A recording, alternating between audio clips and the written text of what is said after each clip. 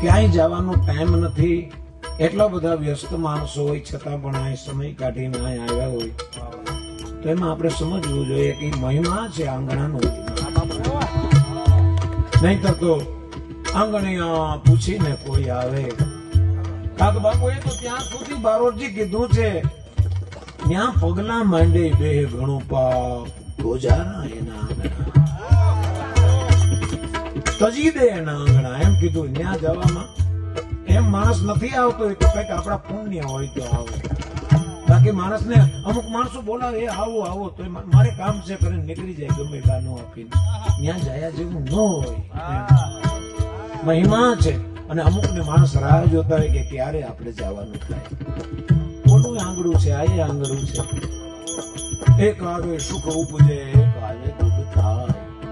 એક વિદે ગયો નો વીર, એક પાયે નો પોહાય.